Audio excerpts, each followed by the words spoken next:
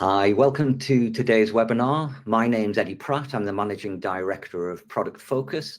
I'm delighted to introduce Anne, who is your presenter for today. Over to you, Anne. Thank you very much, Eddie, and thank you for joining us here at Product Focus webinar. And today's topic, how can product managers balance customer needs and financial goals at these uncertain times?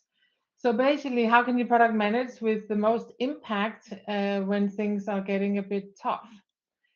So my name is Anne Raaen Rasmussen. I live in Denmark. I'm speaking to you from my home office here in north of Copenhagen. I'm an old-timer in product management. I've been in it more than 20 years, both in product manager roles, but also leading product management teams in different companies doing international business. I started off in telecoms. I was in Tele Denmark, later Vodafone. And then I moved on to wireless devices with Jabra, where I managed the consumer business for 10 years there. And lately I've been more in other audio devices for vinyl playback in a company here in Denmark. I've also been around medical tech and other things, but always these technical roles. My background is a business degree in financials. So that's how I entered the product management. Please connect with me on LinkedIn if you have any questions or would like to know more. Today, we're going to talk about how to manage in tough times and when economics set the standards and make companies short-sighted. What can you do as a product manager in order to improve the P&L or the profit and loss of your product, and how do your decisions affect your product's results? So how can you prioritize both the customers and also the strategic goals or the management goals that are set for the year? The key, we think, is in your roadmap decisions and how we think you can maximize the business value, but also you need to always, of course, keeping your customers satisfied. In Livestorm here that you've joined our event, you can maximize the window down in the middle of the screen there and hide the question panel if you want. But you can otherwise also download all the slides here if you press the apps button and then press more toward the bottom right of the screen, select handout, and then you can download the PDF slides if you want to follow it again, or you can use these for your own purposes. So welcome to this. I'm from Product Focus. I'm a senior trainer there. We only do product management, so we do product management training, both for beginners, but also for the more advanced product managers and even for product management leaders. So we have our standard course that many have been on, and probably many of you joining us, the product management and product marketing course. And we've just extended our course with driving product growth and AI-powered product management this year. And then we have a leadership course, leading product management, which is for people who either are already leading product management organizations or wish to be and are close to getting it, who have experience. In Product Focus, we do the training only for product management. That's why we specialize, and we're all really experienced in this field from many different industries, many different situations. And we have a wealth of online tools available in the Product Focus Toolbox that you can check out on our website as well. Check us out on Trustpilot, see what other product managers, what they think of us as well. Right. First, what's the dilemma here? What are we going to do? What is the problem? Well, we do a survey every year, and we ask product managers all over the world. And last survey here this year was about 800 product managers who participated. and ask them, what are your biggest issues trying to be effective as product managers? They're dealing with some big issues basically in product management. And number one issue is too much firefighting. So they get pulled away from their long-term plans and good activities into solving problems here and now on a day-to-day basis, firefighting. I would argue that that's more a result of some of the other problems than really the root cause. Because I think that the next one, lack of resources, is a key one, I think, for many product managers. The constant feeling that you have to fight for your resources in order to get things done inside your company, to get your products changed, to get your new features out, or to keep your customers happy. Fighting for resources is a very big issue as well for product managers. And next, how to do prioritization. So what to prioritize? What do I need to prioritize is a major issue. And last but not least, weak or missing company strategy. So many product managers feel like that they are somewhat removed from the company strategy, or they don't even know what it is. They may know that the company have some goals to make more revenue, to make more profit, to grow the number of users, but they are not completely sure how this evolves into a strategy of what are they actually going to be doing in order to get there. So with these kind of problems, I think that that is the result. The firefighting issue is actually a result of this lack of resource and difficulties in making priorities and or understanding the company strategy. So this time right now, as the world is evolving, it's certainly never been as difficult as now in the economic situation. There's a lot of economic uncertainty that is both global, but also really quickly becomes also local in each country because of the global issues. And this automatically, and trust me, because I've been doing this since the 80s, this makes companies very short-sighted. So when things are getting uncertain out in the market, it's not sure what way the demand will go, what will happen with the tariffs and all those things. This will have to make the companies very short-sighted, and that means they focus on short-term goals. And this means that typically the company is then pushed to deliver either revenue or profits quickly, and that's the focus. They don't want to make 5-year or 10-year plans because they are unsure about what happens in the sort of economic environment they deal in. It might also be that your company is just in a strategic situation where it's wanting to be sold, for example, or wanting to look attractive in the market for other companies to purchase them, or other things that mean that they have to optimize growth, revenue, or profitability. These are typically the big three things that companies focus on. So when this happens and we are in this situation, we just have to keep delivering short term, and we cannot allow ourselves to go away and pretend the world doesn't exist and go and solve long-term problems. Only we have to keep up with the short-term goals as well.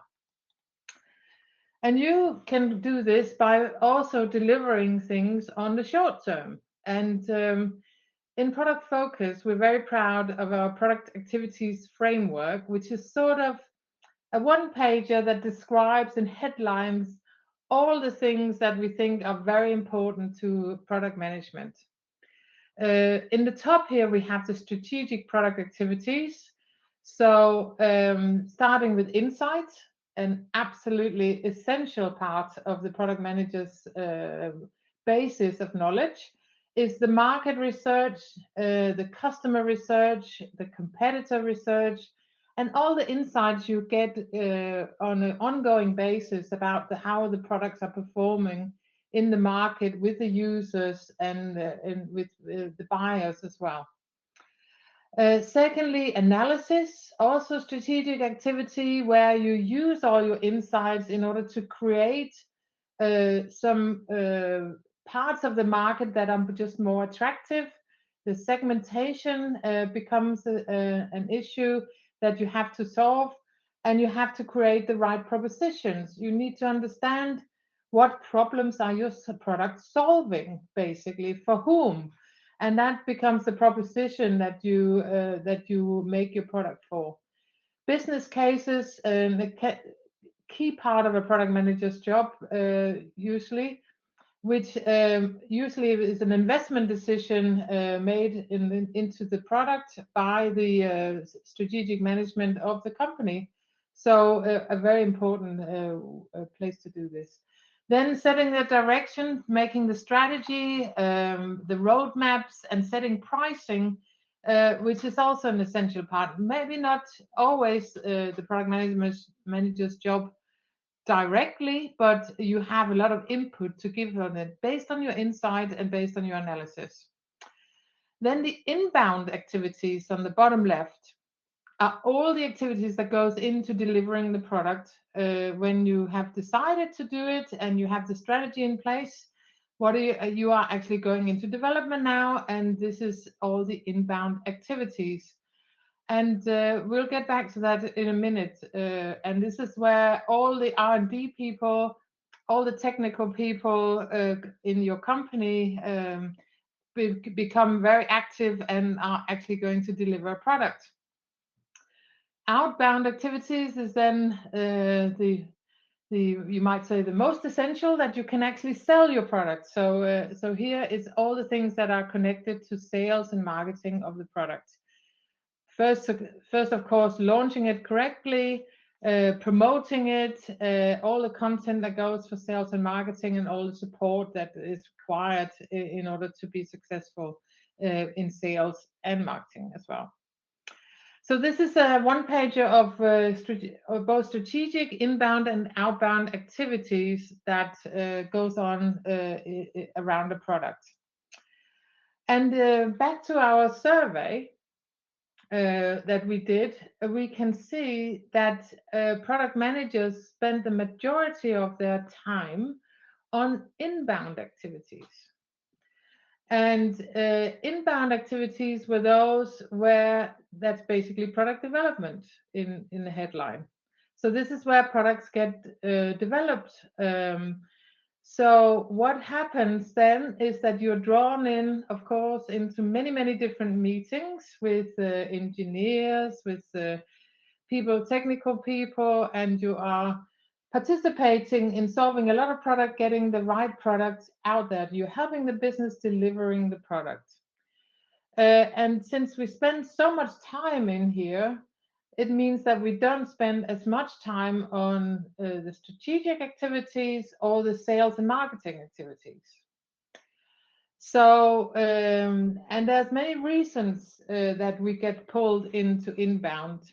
First and foremost, there can be, of course, that you are just lacking resources, as mentioned in the survey also, that you just get pulled in by the teams working on your product because you know a lot about the market and the product, and they're lacking this information, or they're lacking resources to help do that. Might also be that there's very, very high expectations for delivery. A lot depends on the new product that the company is delivering.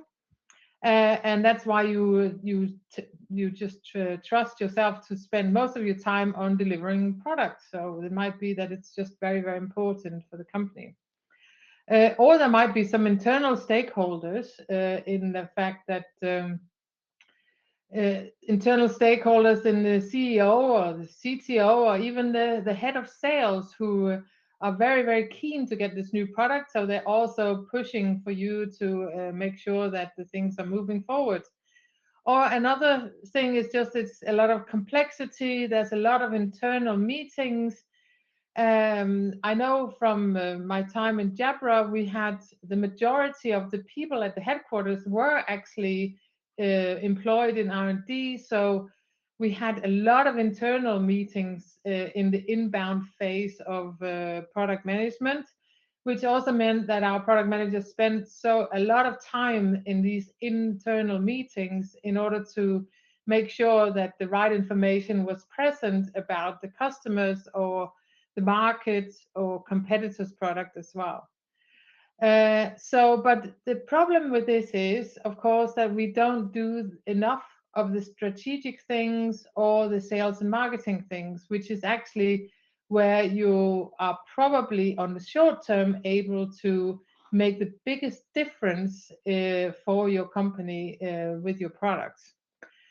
Might also be the short-term gains that can get you most fame in these economic uncertain times. There's a poll there on the right where you can put in, what about you? Where do you spend most of your time? Are you mainly doing strategic activities? Are you doing inbound product development? Or are you spending most of the times with sales and marketing activities? You can submit your vote on the right there in the poll. Right, so spending too much time on inbound, not always the best way to get the shortest term gains, because you have actually a lot of impact available to you as a product manager that's just implied in your role.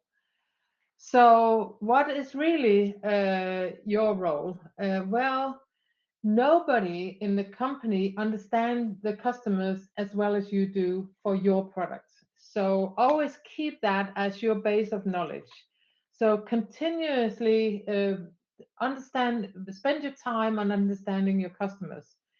Doesn't always only mean that you have to go and visit them and you have to make a global travel plan in order to visit them all around the globe, but you have to collect feedback continuously. It might be that you do surveys as well, you call them up, you have personal relationship with some of them. Might also be that you do surveys on your web page or on your social media, or feedback that you can see from the usage of your products online in your statistics or data that your company collects about the usage of its products. But understanding the customers and how they use the product is absolutely your base of knowledge. Based on this, you can create, you understand your customers, you understand what problems your product is solving, and then you can create really relevant personas and therefore also really sharp value propositions for your products. And that goes just both for new products, but certainly also for existing products. So I would recommend that you always start with that, understanding customers in detail and understand the problems they have. With that knowledge, of course, that enables you to prioritize the features.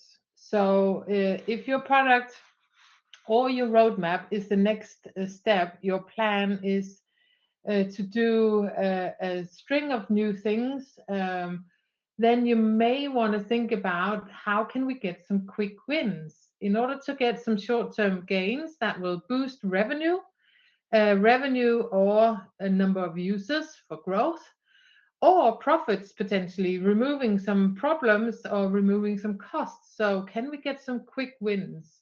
So making a reprioritization might be the next thing you can do in order to do that.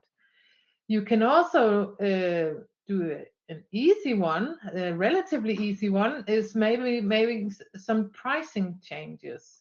Maybe you can add a price for something you haven't charged for before. Maybe you can increase pricing slightly without a big negative impact. Or maybe you can add a premium offering or make some add-ons that you already have, but you haven't really marketed them as something you could charge for before. You might not even need development resources in order to do that. It might be something that's just there. You just need to get it activated. While doing that, getting your short-term wins, you can still work on these long-term improvements that the customers are generally looking for in order to keep them satisfied long-term. So you basically got to have two pairs of glasses on. You need to have the short-term quick wins and the long-term improvements that are going to make a real difference in your customer's life. And this is the work that a product manager just has to do, but also, most importantly, communicate it. Communication is the key thing, both to your customers, but also internally in your company to your stakeholders and everybody around in the team, in order to keep them informed about the improvements and highlight the benefit and value of the changes you're making.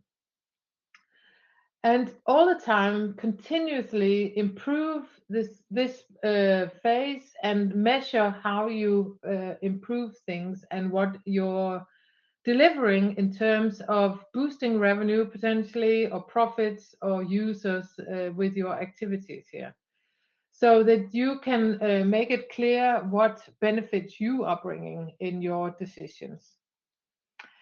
Because as product managers, we have an enormous impact on the company's financial results. Basically, a company is only a sum of its products that it's selling, and we are the product managers, so we have heavy impact. Our products are the ones generating all the revenue for the company, and the revenue is what is the basis of all income for the company, of course. So you have heavy impact. First of all, how do you do propositions? Which segments are you addressing? Pricing, product features and promotions, all those things are directly impacting the revenue, both of your product directly. I don't know if you do a P&L for your product, but even if you don't, your product is impacting the total revenue, of course. Then the cost of goods sold, or COGS. Again, you have heavy impact as a product manager. You can look at the direct cost in order to deliver your product. Is there, are there parts that you can do without? Are there licenses that can be renegotiated? Are there anything that goes into, if it's a physical product, anything that goes into the bill of material? Anything you can save there without making customers unhappy, it goes straight to the bottom line. So you have a lot of impact on the cost as well. And then, of course, so that's directly down to the gross margin. You have impact both on revenue and on cost. And your decisions are directly affecting these two parts, both for your product directly, but also for the entire company. And of course, the general operating expenses, that sometimes seems like a massive thing that just happens without your control. But if you think about it, you also have quite a lot of impact here, because the way that you suggest both how your products are being designed and marketed and sold have impact on the operating expenses. And of course, the R&D spending, to make new products and to keep them alive and to support them in customer support, that all goes into operating expenses. So again, you have direct impact as well. So don't tell me you don't have direct impact on your company's strategic goals, because you really do. You have that.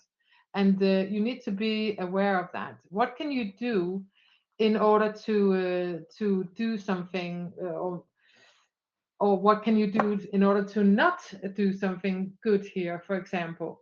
So examples is for revenue impact could, of course, be if you're not have the right value propositions.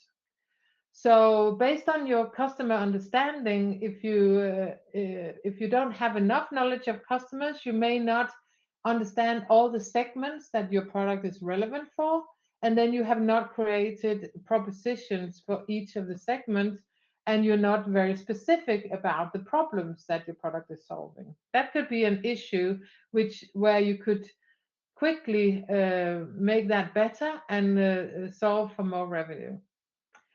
It can also be that you are actually doing really well and you are doing it, but you're not communicating it to the customers.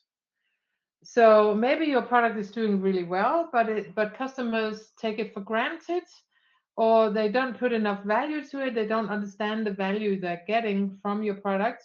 So it's also very important that you communicate that value.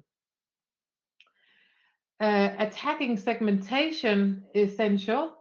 It might be that you have not done enough segmentation, so you have a too broad target group, which means that your product is not focused enough and people don't feel that it's solving their specific problems. Or it might be that you have a too narrow segmentation, that you are doing very good for certain user groups, but you have some blind spots that you could actually be, your product could also be extended to more segments that you are addressing today, or other geographies potentially. Might also be that you're not necessarily understanding what's the most valuable features. And when I say most valuable, for your customers, of course. So are you prioritizing these? And are you then able to look at your roadmap and think, okay, this is really valuable. I should move this forward because this will be able to generate more revenue in the future. On the cost savings, direct supply, anything that goes into direct supply, anything you can do in order to impact that with vendors or changing of parts or changing licenses or cut something away that's just not being used is a huge immediate impact on the profit as well. If you can make things simpler, you can make it simpler for the user or for your company to deliver the product, always a great thing. And you can prioritize based on your roadmap. You can prioritize your R&D on things that save cost instead of things that might potentially generate revenue in a few years. You might actually be able to get more impact if you can save cost already this year. Always test and pilot your marketing spending so you don't blow a lot of marketing budget without enough sales effects, and make sure you have great understanding of how the marketing spending result directly in sales. So good impacts for product managers here. And remember, marginal gains can win medals. So inspired by the cycling teams, I think this was the GB team for the London Olympics, who actually won gold by making a lot of incremental small improvements in their performance, like little things that you wouldn't think had any impact, but altogether they created a massive impact for them and won them the gold medal. So sometimes it's not, you cannot wait for your portfolio to add one great new product that's going to solve all your revenue and profit goals. I've seen many organizations who have problems reaching their numbers, but then they think this new product will improve things. But in reality, they need to create small improvements for all their existing products in order to get somewhere. So don't think a new product will solve all your problems. It's more important sometimes that you make small improvements on all the existing products that you're already selling that might actually get you a lot better off. The key process for you as a product manager is probably road mapping. And that's where I think also we recommend in Product Focus that this should be where you own the roadmap for your products or your portfolio of products. If you do run a physical product, cost reduction is a very fast way to deliver profitability, which will always impress your stakeholders. And by knowing your customers really well, you are sometimes able, in order to do this, you're able to do this without hurting the long-term vision for the product or for the customer satisfaction. Maybe it's even a better solution you come up with. Some of the examples I personally have had success with in cost reduction, and you can also on the right there, you can see the poll, and you are able to move also see maybe some of the cost reductions you've done in the past that you've found to be successful.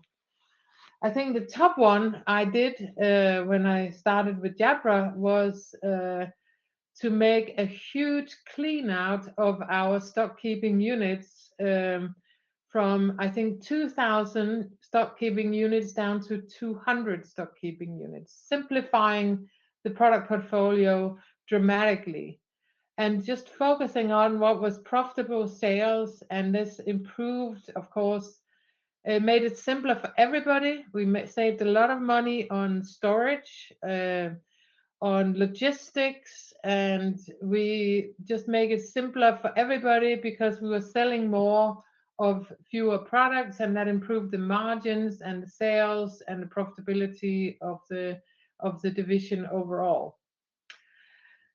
Another great thing, which I would strongly recommend if you're selling physical products, is that sometimes your product can be in stock out. So basically, people can't actually buy it because the point of sale, whether it be that online or physical, they don't have any more available, or there's a supply chain situation that means that you can't deliver. So then you're just losing revenue. So if someone wants to buy and you can't deliver, that's a bad situation. So that's a situation that you and your company can work to improve because that will just immediately improve things without spending any development resources at all. Anything you can do in order to simplify and platform, maybe remove some features that are just not being used, or parts that are very expensive, as you become more experienced in this area, maybe you can find parts that do the same job but are much cheaper to buy. And sometimes that's even a better solution because you can also then maybe change your pricing. So cost reduction is a very good and fast way to deliver profitability. And when you do think about the future things that you're going to work on in products, you're looking at your product roadmap, and you have to prioritize all the things. I hope at least you have more ideas for your product roadmap than you have resources, because that's a healthy way that you have a lot of ideas coming into you from yourself or from your customers or from the rest of your company for new features, new parts that you want to introduce. When you look at these, you have to think about, how do I prioritize all these different features? How do I put them? Which one am I going to do first, and which are the most important to do? And you can use one of these prioritization tools, for example, RISE, which we use in Product Focus and teach in the course. Here, where you're basically thinking about how many users will this reach, what will be the impact, and impact then is defined by you in terms of your goal. It can be impact can be revenue, for example. It can be short-term revenue or long-term revenue. It's up to you which one you decide, or maybe it's profits if that's the goal.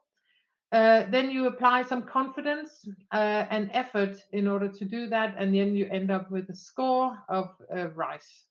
And basically, this helps you prioritize different features, because you can have something that has a lot of impact and a lot of reach, but you're quite unsure about it, or it takes a lot of effort to do it, and then it actually doesn't have a very high score because it will take a long time in order to get that. So sometimes it's about picking the easy wins and getting the quick wins if you want to keep your stakeholders happy in certain economic situations. And that's important. Another example here of a software roadmap where you just simplify and platform. So all your new features here on this roadmap, and I won't read them out to you, but you can see them yourself.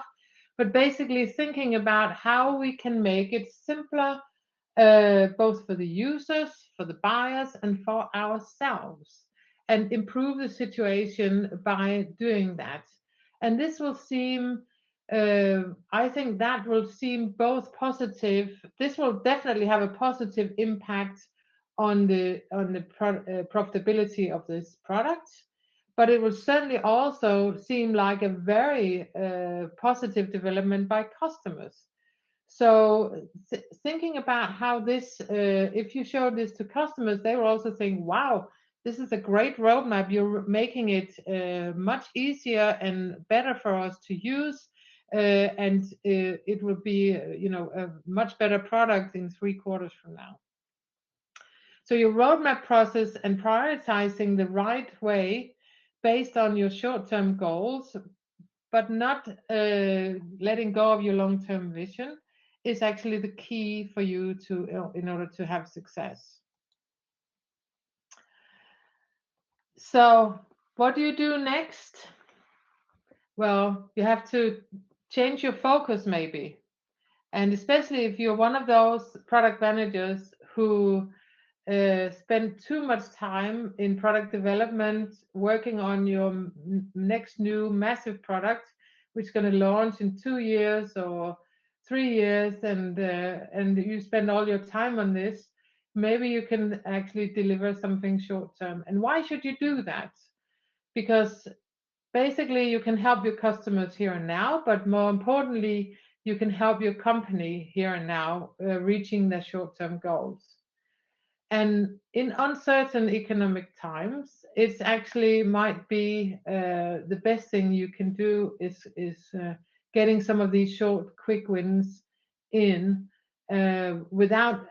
because you know the customers, you will be able to do that without sacrificing the long-term vision. So get those short-term activities or initiatives planned, put them in the forefront of your roadmap, and don't lose time or sight of the long-term vision. So thanks for all of the attendance here today and for listening to me. We have time for some questions. Also, you're very welcome to put in the chat, for example, if you have any questions or comments to this. You can also put in what you think you might, what maybe we have inspired you to think about you're going to go home and do tomorrow or next week for your product or your company. It's important to keep focus both on the short and the long term, especially when situations are as they are at the moment. But let's take some questions.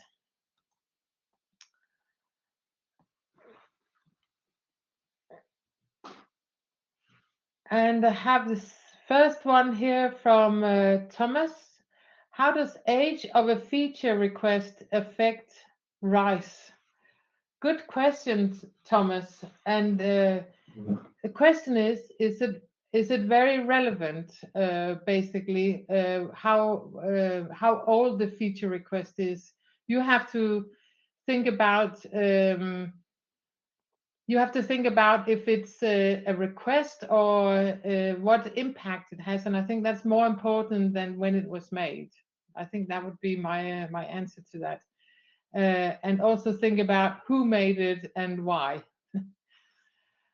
And Osman here, how can we improve customer lifetime value analysis with long-term value of customers and prioritize investments accordingly? Yes, it's mostly related with cost and profit values that should be better product with better financial results.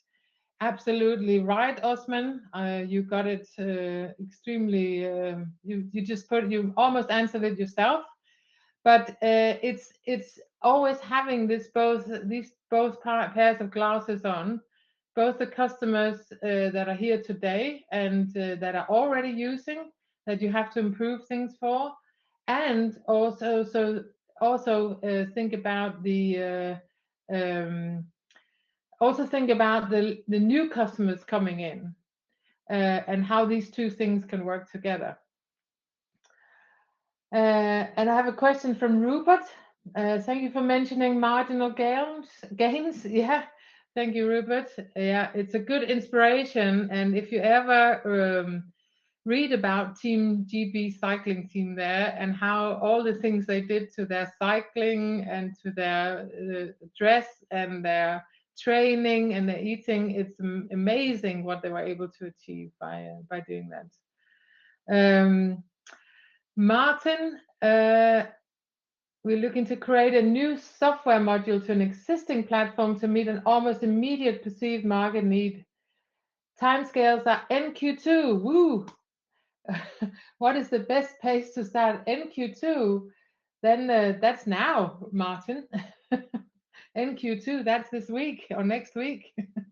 So that's great. I think that if you have a very important, Q3, if you have a very important market need, it also sounds like it might be a profitable thing to do, and you have it already in the next quarter, then by all means go ahead and do that if you have the resources. But it's always about priority. And as product managers, we're very responsible for the prioritization of the resources. Also, sometimes more than we think ourselves. We are really responsible for, if we want to do a shiny new thing, we have to make sure that's the best thing we can do in order to reach the goals for margins or profitability or revenue. Right. And Esther, thank you, Esther. How do you suggest improving pricing by the product team if that capability sits fully in the finance and sales departments? Esther, very good question. Thank you for that one. Favorite question. Esther, I've worked in an organization where they even had a pricing department. So it sounds like that you also have your pricing somewhat removed from product management in your organization. I would say that it might not be your responsibility to set the pricing, but you can make suggestions. And based on your knowledge of the market, competitors, customers, and especially how your product has performed in the past, you can make suggestions and talk to both finance and sales. I would say sometimes we get a little bit pulled into sales because they set a lot of the pricing, but they claim it's because that's what needs to happen in order to make the sales happen. And then they ask the finance team if they need to make extraordinary discounts, and then we're sort of kept out of the loop. But we need to challenge them, Esther. So I would say that it's important to always challenge both finance and sales in this direction, based on your knowledge of your market and customers and competitors as well, of course. Great question. Right, I think that's the end of the questions as well. I will thank you all very much for listening to me. Do connect with us at Product Focus, and do come on one of our trainings if you haven't been already. We have this great toolbox with a lot more information and inspiration for you if you work with products. High quality, lots of journals, reports, and other webinar videos that you can download and use if you want, and a lot of resources as well. We do public courses online and face-to-face, as you wish, in different cities around Europe as well. And we go out even to do private trainings in companies. If you can collect a team that need product management training, then we go out and do that specifically for your company and your challenges. We also do these free webinars, so thanks for listening to this one, and we look forward to the next one we can deliver for you next month. That's all for me, and thank you from Product Focus as well, and look forward to meeting you another time, maybe on a course or on another webinar. Fantastic. Thank you so much, Anne. And just a quick one on the polls there. So I'm just looking at the results. About half of the people spend most of the time on inbound activities. Oh, yes. And about a quarter spend their time on strategic, and then the least amount of time is spent on outbound. Yeah. And the cost reduction activities, most people have pruned parts of their products or removed features or parts. About a third of people, and about a third again have done simplifying the development of the hardware. So a mixture of things there. So some nice feedback from people. So thanks for the polling and interaction there. Thank you. And thanks everyone for attending, and we hope to see you on a future webinar, and have a great day. Thank you very much now. Thanks, Anne. Bye-bye. Bye-bye.